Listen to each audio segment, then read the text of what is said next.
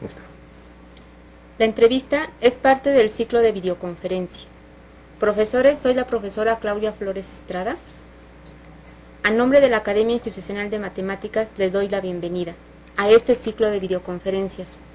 En esta ocasión nos acompaña el doctor Gustavo Martínez Sierra. Él nos va a platicar sobre el rigor de convención de las clases de matemáticas y de la construcción del conocimiento de matemáticas. El doctor Gustavo Martínez nació en la Ciudad de México en 1973. Sus estudios, nivel medio superior, superior y posgrado, lo realizó en el Instituto Nacional, en el Instituto Politécnico Nacional. Labora como profesor de tiempo completo en la Facultad de Matemática Educativa de la Universidad Autónoma de Guerrero. Realiza labores de docencia y de investigación en el Centro de Investigación de Matemática Educativa de dicha facultad. El doctor Martínez es miembro del Sistema Nacional de Investigadores, que coordina el Consejo Nacional de Ciencia y Tecnología, CONACYT. Es integrante del programa de maestría en Matemáticas Educativa de CICATA. Ha publicado 4 artículos, ha colaborado en la escritura de un capítulo de un libro y actualmente es el presidente del Comité Latinoamericano de Matemática Educativa, CLAME. Gustavo, es un placer estar contigo para este ciclo de videoconferencias. Muchas gracias, estoy muy agradecido por esta invitación. Agradezco a la Academia Institucional y a todos ustedes por haberme invitado a este escenario. Profesores, la dinámica de esta videoconferencia es la siguiente. Gustavo nos comentará sobre el tema en los próximos minutos. Luego, se tendrá la oportunidad de leer sus preguntas e incluso quienes sigan la transmisión como videoconferencia podrán plantear directamente. También se puede llamar a la extensión 51454 o si es por vía internet a través del portal de la Academia. Mientras, les pido que sigan la transmisión, anoten sus preguntas. Muy bien, ok, entonces vamos a ver unas láminas aquí.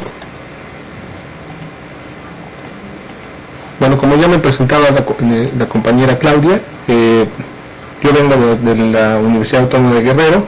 Ahí podemos ver en la pantalla el título de la charla, rigor y convención en los cursos de matemáticas sobre la construcción de conocimiento en el aula. Ahí pongo mis correos electrónicos para quien quiere comunicarse, con mucho gusto atenderé sus preguntas más allá de este escenario en cualquier momento que ustedes lo deseen.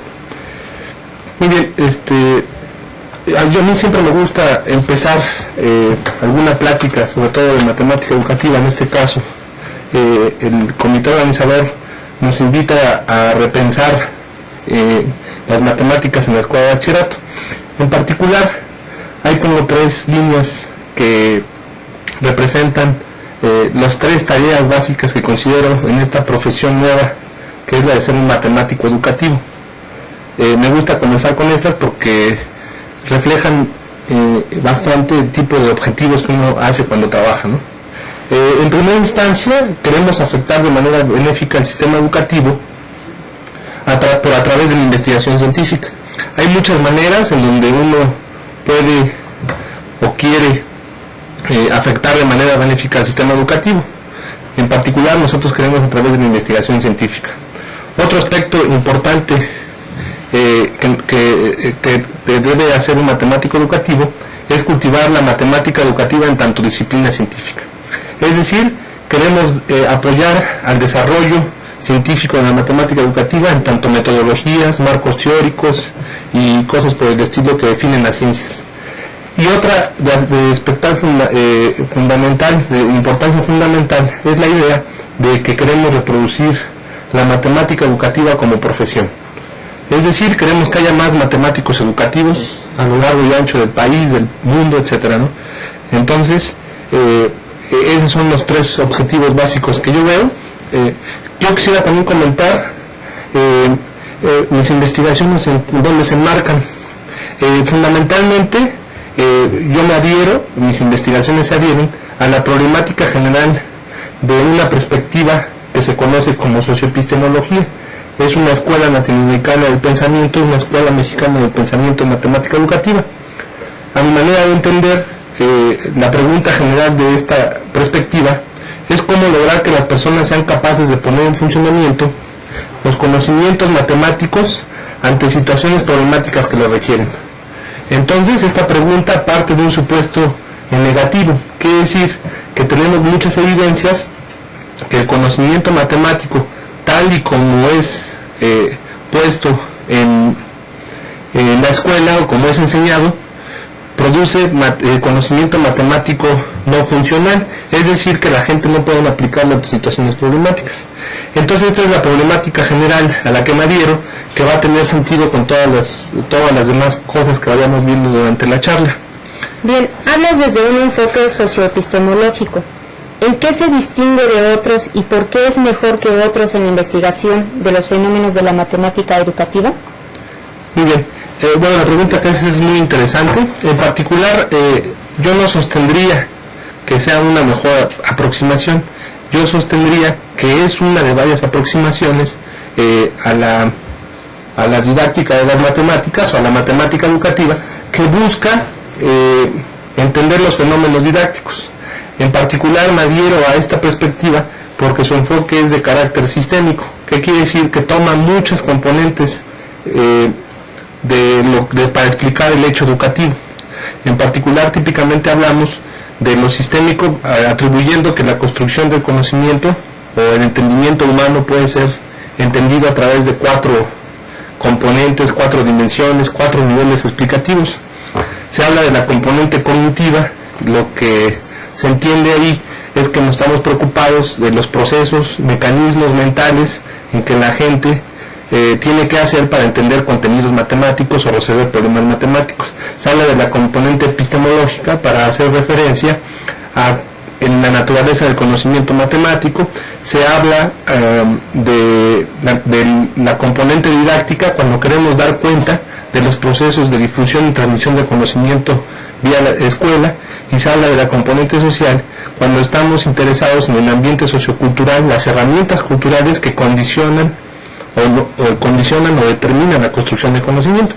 Entonces, en resumen, no diría que es una mejor aproximación, sino que es una de varias que uno se adhiere por múltiples razones, en particular por razones científicas, de que uno dice que es la mejor manera, es una manera aceptable de explicar el fenómeno educativo, en el sentido de la epistemología. Dentro de tus investigaciones veo que identificas una serie de errores o interpretaciones de los alumnos respecto a los exponentes.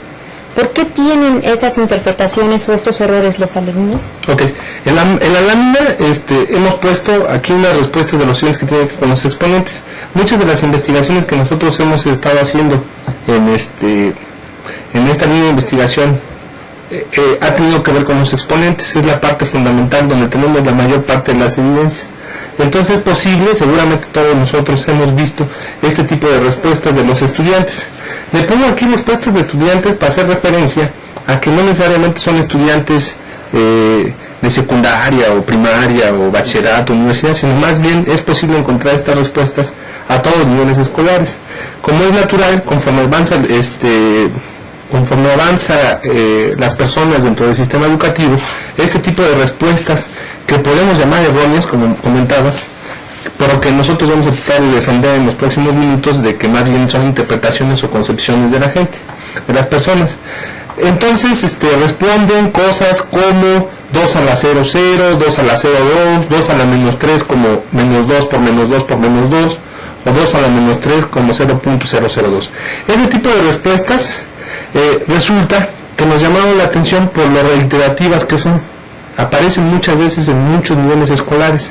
Esa reiteración le da el estatus de fenómeno didáctico. O sea, es algo que ocurre de manera, aunque uno no quiera. Es un fenómeno, es algo que ocurre. Entonces nos dimos a la tarea de tratar de explicar por qué razón daban ese tipo de respuestas. Por cierto, un artículo que se dedica exclusivamente a eso lo vamos a poner en disposición de la plataforma para que lo puedan ver.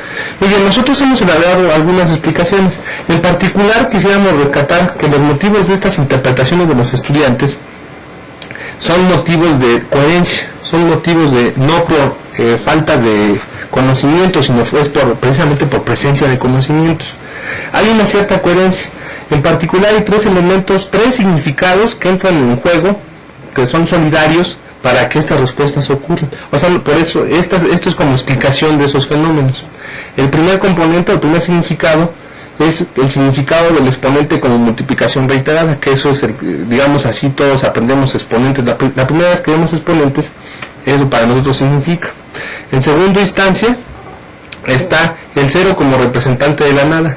Y en tercera instancia, el número negativo como compuesto por el signo y el verdadero número. Es decir, cuando vemos los estudiantes ven un -3, en el fondo lo que están viendo es el 3, con una rayita ahí que significa el signo.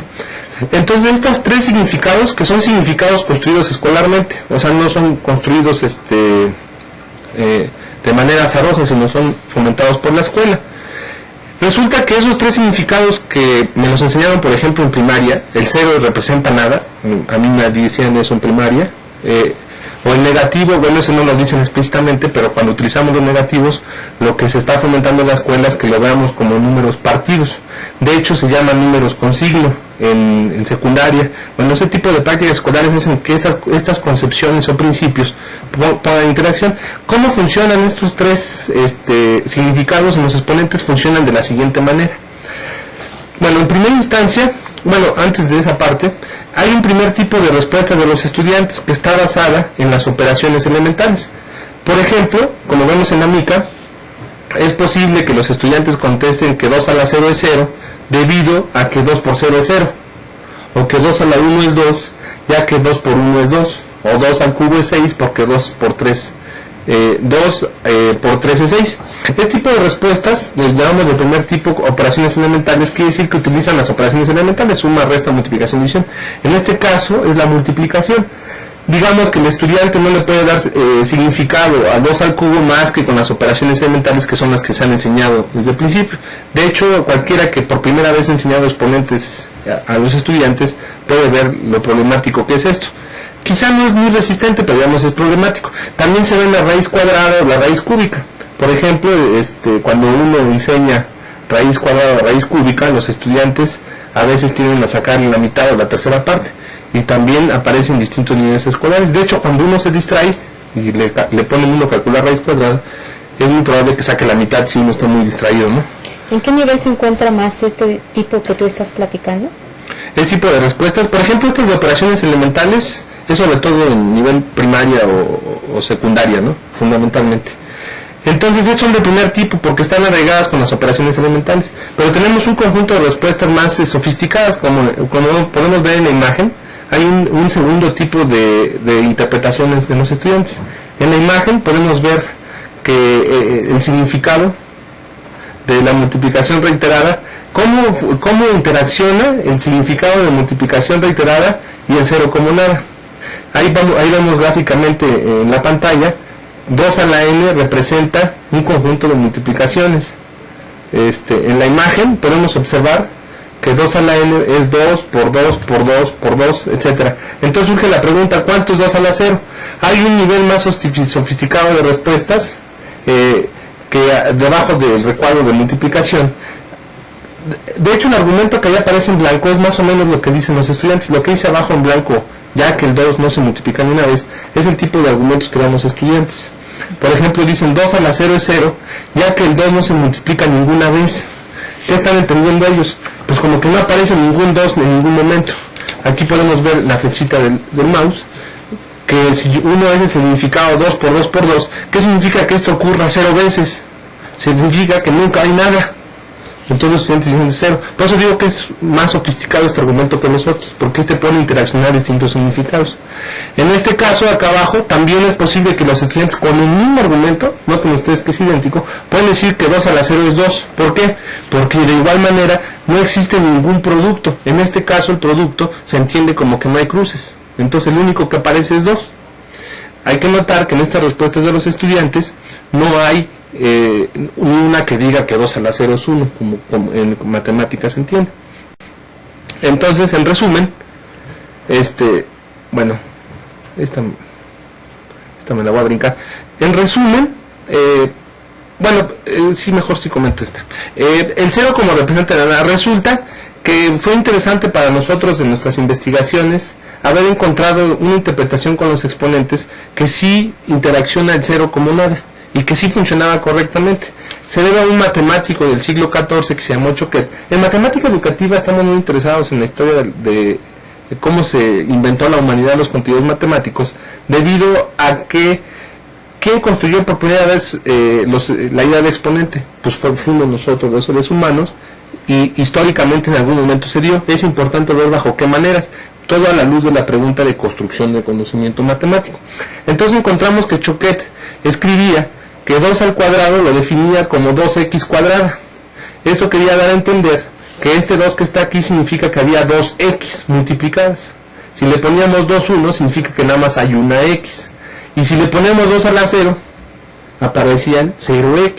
Entonces aquí la idea del 0 como nada sí interaccionó con una definición en algún momento de en la humanidad. A alguien se le ocurrió, igualito que a los estudiantes, interpretar el 0 como nada y con los exponentes. Pero resulta que si nosotros ahora entendemos el 2 a la 0, el 0 como nada, de ninguna manera vamos a constituir que 2 a la 0 es 1. Es uno de los motivos de nuestra intención con los asuntos de los exponentes. Otras respuestas que habíamos comentado, que tiene que ver con los exponentes negativos, podemos ver en la pantalla otras respuestas que tienen que ver con los exponentes negativos. Ahí aparece que 2 a la menos 3 es menos 2 por menos 2 por menos 2. Eso quiere decir que el estudiante está viendo el menos 3, en el fondo lo está viendo como un 3, porque para él está entendiendo que el exponente es multiplicación reiterada. Entonces 2 a la menos 3 tiene que ser menos 2 por menos 2. Tiene que ser 3 veces algo. Pero como existe el exponente menos 3, él pone menos 2 por menos 2 por menos 2. Le está dando significado negativo. Y por eso, este tipo de explicaciones dan cuenta de por qué aparecen tanto estas respuestas, porque aparecen en todos lados, en todos los países. Hemos visto investigaciones de otros lados que dan cuenta de que esto ocurre. No nada más es en México, en la Ciudad de México, sino en muchos lados. Otra respuesta posible es que dicen que 2 a la menos 4 es menos 16, ya que 2 a la 4 es 16. Dicen que 2 a la 4 es 16, pero como hoy tenemos 2 a la menos 4, pues le pongo un menos por ahí, y ahí queda. Otra respuesta interesante, esta que tiene que ver con el asunto de la inducción exponencial, que es la que aparece en la tercera de la pantalla, es que 2 a la menos 3 es 0.002. Ahí lo que están poniendo en funcionamiento los estudiantes son las ideas con la notación exponencial. ¿Por qué nos es interesante esta respuesta? Esta respuesta nos es interesante debido a que guarda el significado del negativo como algo contrario. Quizá todos recordemos que cuando nosotros aprendemos notación científica, nos dicen que el 10 a la menos 3 o 7 por 10 a la menos 3 significa, si es positivo, mover el punto decimal tantos lugares a la derecha, como dice el exponente, o si es negativo, cuántos a la izquierda, esto que está acá. Entonces esto es significativo porque en el fondo lo que están rescatando los estudiantes al contestar esto es que menos 3 es el contrario de algo. Entonces para ellos es más significativo utilizar la notación exponencial que otras definiciones de exponencial. Entonces, en conclusión, lo que yo quisiera mencionar es que las interpretaciones anteriores son conocimiento. Por ello preferimos no llamarles errores, sino son concepciones de estudiantes, son interpretaciones, son conocimiento matemático. Y este conocimiento es provocado en gran medida por la manera en que nosotros los maestros enseñamos esos contenidos. O sea, hace que en el fondo lo que estoy diciendo, que esas respuestas de los estudiantes son más o menos inevitables. Siempre van a ocurrir debido a estas circunstancias. Muy bien. Tenemos una pregunta de la boca 10. Una vez que se han identificado los argumentos de los estudiantes en sus errores, ¿cómo se usa esa información para mejorar la enseñanza y aprendizaje de las matemáticas? Muy bien. Resulta que casi cualquier propuesta pedagógica, aunque no sea de matemática educativa, siempre se está preguntando cuáles son los conocimientos de alguien. Yo quiero que una persona construya, en este caso, ideas de exponentes. Entonces, en primera instancia, yo tendría que saber qué está pensando al respecto al principio. Porque cómo voy a querer modificar cómo está pensando si no sé en este instante qué está pensando. Es como hablar de las condiciones iniciales. Estas son las condiciones iniciales. En este caso, por ejemplo, en la teoría de situaciones didácticas, que es una perspectiva que nosotros utilizamos en investigación, se habla del estado inicial del sistema didáctico, es decir, en uno de los aspectos, cuál es el estado de concepciones de los estudiantes, el estado inicial. Uno da cuenta de eso y tiene uno ideas de cómo intervenir, cómo diseñar una clase, por ejemplo. No es lo mismo no saber nada de qué piensa el exponente. Un día que yo quiero dar exponente cero, no es lo mismo no saber nada a saber que ellos están pensando que lo más lógico es que 2 a la 0 sea 2. En ese sentido, una vez le preguntamos a muchos ingenieros que habían dejado la escuela, como 15 años la escuela, habían trabajado en ingeniería, y les preguntábamos cuántos 2 a la 0. Con todo mi respeto para los compañeros ingenieros, yo sé que ellos no utilizan mucho los exponentes o no sé qué pasó, pero muchos contestaron que era 2 o 0, igualito que los estudiantes. A lo que voy no es tanto criticar nada en especial, sino simple el hecho de que el significado de los exponentes está muy arraigado a todos los demás significados. Entonces son las concepciones que uno tiene y uno las tiene que revisar para poder diseñar algún conjunto de actividades. Ese es un poco para qué se hacen este estudio de concepciones. Dentro de lo que nos has presentado, nos has mostrado de alguna bibliografía. La pregunta sería, ¿qué puedes decir acerca de las justificaciones de las reglas de transformación que usualmente contienen los libros de texto? Muy bien. Esta es otra, digamos que lo que nosotros mencionamos con anterioridad, prácticamente podemos imaginar qué es lo que piensa el estudiante. Eso es muy importante, así como el profesor de la Boca 10 nos preguntaba, es muy importante saber qué está pensando, porque quiere uno modificar su forma de pensar. También es muy importante cuáles son de qué manera se enseñan en la escuela, porque así uno puede saber el tipo de influencia que recibe la gente para que uno sepa. Y uno mismo reproduce estas prácticas. Por ejemplo, al encontrar en los libros de texto, así como vemos en la mica, es posible encontrar respuestas de argumentos. Aquí le pusimos el nombre de argumentos en los libros de texto, que son como justificaciones. En la tabla podemos observar una tabla que en las filas aparece lo que es exponente y en las columnas lo que son los argumentos. Resulta que en los libros de texto hay distintas justificaciones de por qué 2 a la 0 es 1 o 2 a la menos 3 es 1 entre 2 a la 3, que son el tema que ahorita nos atañe. Y resulta que todos están basados a través de lo que nosotros conocemos como leyes de los exponentes. Quizá en la imagen no se vea perfectamente, pero aquí donde voy a señalar un poco, este es el producto de potencias, división de potencias y potencia de una potencia. Todos sabremos que cuando es producto de potencias se suman los exponentes, cuando es división se resta y cuando es potencia de potencia se multiplican los exponentes. Entonces, a través de ese tipo de explicaciones uno puede encontrar justificaciones de este tipo. Por ejemplo, para ¿cuánto vale a la 0? Lo que se hace en los libros de texto es que a la 0 por a al cuadrado es igual a al cuadrado. Si sumamos los exponentes queda a cuadrado. Entonces, ¿cuánto tiene que valer a la 0 para que esto sea cierto? Que a 0 por a cuadrado sea a cuadrado. Entonces a la 0 tiene que ser 1. Tenemos unas justificaciones. En el caso de los exponentes negativos, utilizando la multiplicación de potencias, también encontramos este tipo de justificación. Aquí lo que está viéndose aquí es que a la menos 2 por a al cuadrado tiene que ser a la 2 a la menos 2 por más 2, que es igual a la 0 igual a 1. Entonces se despeja a la menos 2 y a la menos 2 es igual a 1 entre a cuadrado. Entonces este tipo de argumentos son los que aparecen mucho en el libro de texto. Podremos ver, por ejemplo, que argumentos que para el exponente fraccionario y la división de potencias pues no existen en los libros de texto, argumentos que utilizan las leyes. Bueno, ¿para qué mencionar este tipo de cosas? Resulta que si uno revisa cómo funcionan las cosas en la escuela, uno encuentra cosas interesantes. Una de las cosas importantes que hemos encontrado es lo que voy a mencionar a continuación. Resulta que ahí ya con más detalle muestra un argumento que decimos que tiene mucha vida escolar, es decir, que aparece en muchos lados en la escuela. Le hemos preguntado a muchos profesores y y muchos contestan que por eso así explican en clase. Digo, yo mismo he explicado así, muchos de nosotros seguramente, a través de muchas preguntas que han hecho a muchos profesores, contestamos este tipo de cosas. En este caso, por ejemplo, 2 al cubo, entre 2 al cubo, por un lado es 1 y por otro lado es la resta de los exponentes, entonces 2 al azar.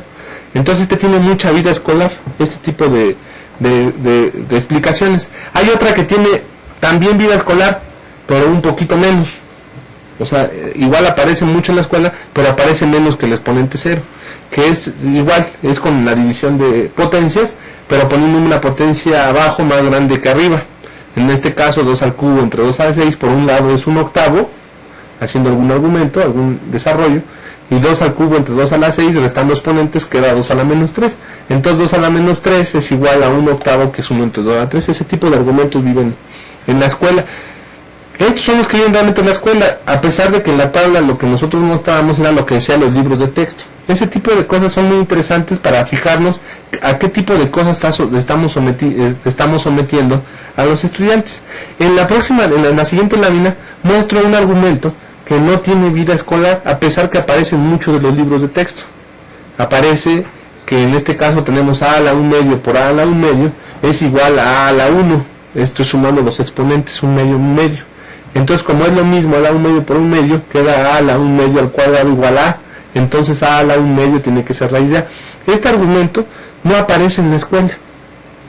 No aparece en la escuela. Tiene poca vida escolar.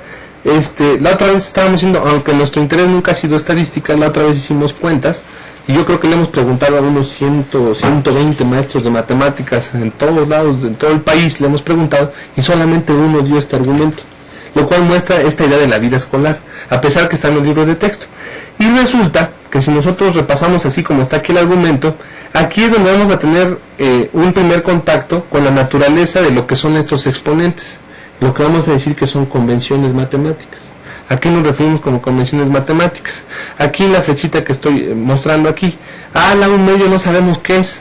De hecho, los estudiantes, cuando uno les pregunta qué significará el exponente 1 medio, pues quedan más o menos perplejos. ¿Por qué significará multiplicar media vez? Es como si al público lo invito a pensar en qué será la media derivada, o la derivada 3.5. A lo mejor les desconcierta qué significará la media derivada o la derivada 1.5. Pues igualitos yo pienso que sienten los estudiantes cuando les presentamos exponentes fraccionarios. Entonces, este argumento refleja ampliamente la idea de lo que es la convención matemática. En este caso, a la 1 medio aquí no sabemos qué valor tiene, pero a la 1 medio por a la 1 medio tiene que ser a la 1. Entonces a la 1 medio al cuadrado tiene que ser a. Entonces a la 1 medio tiene que ser raíz de a.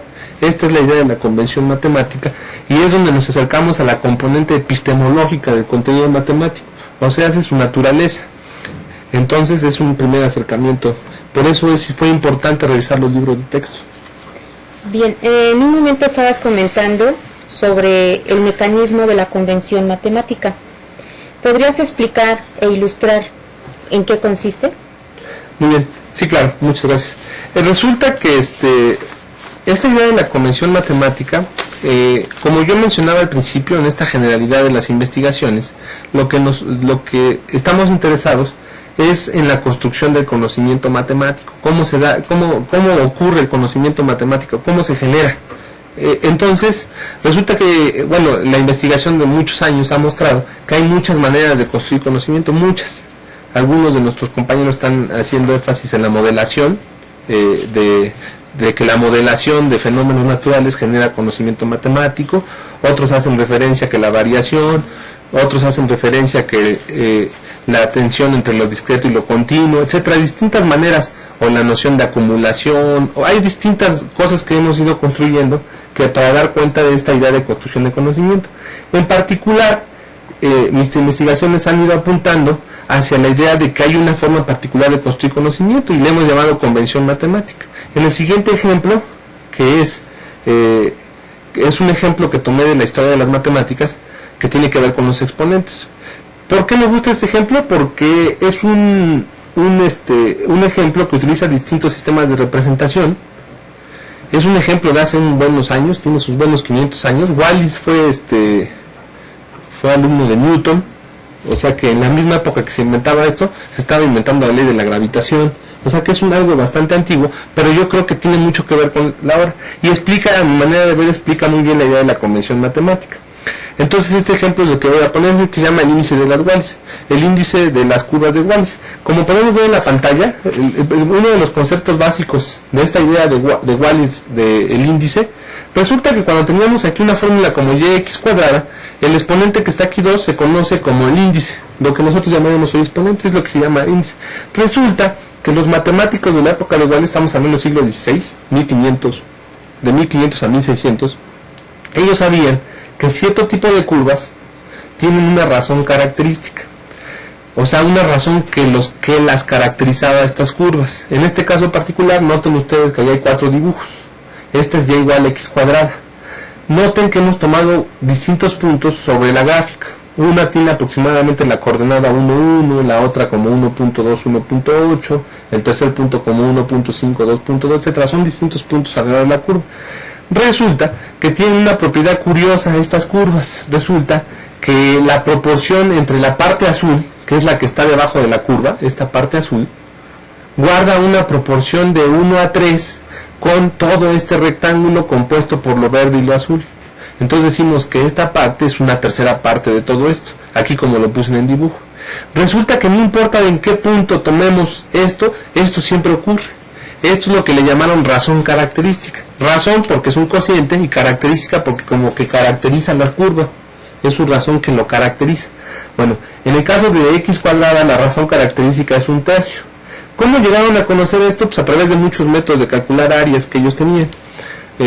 Métodos de Saussure, método de indivisibles, método de equilibración, bueno, varios métodos que ellos sabían, pero eso se sabía. En el caso de x³, resulta que x³ tiene una razón característica de 1/4. ¿Qué quiere decir esto? Quiere decir que no importa qué punto tomemos sobre x³, siempre la parte azul va a guardar una proporción de 1/4 con respecto a la formada por la azul y la verde, ¿no? O esta es 3 veces más grande que esta. Hay varias maneras de entenderlo. Ellos le llamaban razón característica el área debajo de la curva esta que está aquí, azul, y la de todo el rectángulo, porque ellos no conocían fracciones como nosotros de 1/4. Lo que ellos conocían era proporciones. Muy bien. Entonces resulta que esto se cumple en general. La razón característica de x², quedamos que era 1/3. La razón característica de x³, mencionamos que era 1/4. La razón característica de x² es 1/5. Para todos los compañeros que nos están viendo y les surge duda por qué se da la razón característica, haciendo algunas integrales uno puede verificar que efectivamente, no importa qué punto tomemos, esta va a ser una razón constante. El área azul con la verde y roja. Entonces la razón característica de y igual a x a la n es 1 entre n más 1, como muestra ahí. Esto es lo que se conoce como razón característica. Resulta que había una curva, nosotros ya vimos que y igual a x² tenía 1/3. Resulta que se conocía la curva y igual a raíz de x, pero esta raíz de x no tenía índice, era raíz de x, o sea, raíz de x. A nadie se le había ocurrido ponerle índices hasta que a Wallis, bueno, sí se les había ocurrido de otras maneras en el álgebra, pero digamos fue cuando empezó a tomar forma en las matemáticas, fue con Wallis precisamente, la idea de exponente fraccionario. Voy a tratar de explicar un poco el razonamiento que hizo Wallis para esta idea de qué. De hecho no se estaba preguntando qué índice tiene la raíz de x, sino lo que notó fue que si la raíz de la x², y igual a x², tiene razón característica, imagínense que esta la volteamos así, va a quedar acostadita. Resulta que esa va a ser la gráfica de ¿quién? De raíz de x. Bueno, pues si y igual a x² tiene razón característica, pues también raíz de x, ¿no? Porque es la misma, ¿no? Ajá, pero es la que está del otro lado. Entonces, bajo esa idea, si la razón característica de x² era 1/3, y la razón característica de raíz de x es, entonces tendría que ser 2/3, porque es la parte contraria, ¿no? Es la parte que está del otro lado. Entonces aquí era 1/3, aquí es 2/3. Entonces él se preguntó, entonces si tiene raíz característica, razón característica, entonces también tiene índice. O sea, fue como su razonamiento. Ya habíamos visto en esta parte de acá atrás que la razón característica de xn ya se sabía que era 1 entre n más 1, cuando n es entero. Entonces él lo que hizo fue Bueno, si tiene razón carística 2/3, entonces lo voy a escribir de la misma forma que lo anterior, que era 1 entre 1 más n. Entonces, haciendo algunos trucos aritméticos, 2/3 es igual a 1 entre 3 medios. Entonces esto es igual a ¿quién? A 1 entre 1 más 1 medio. Entonces aquí sale la idea de la convención matemática.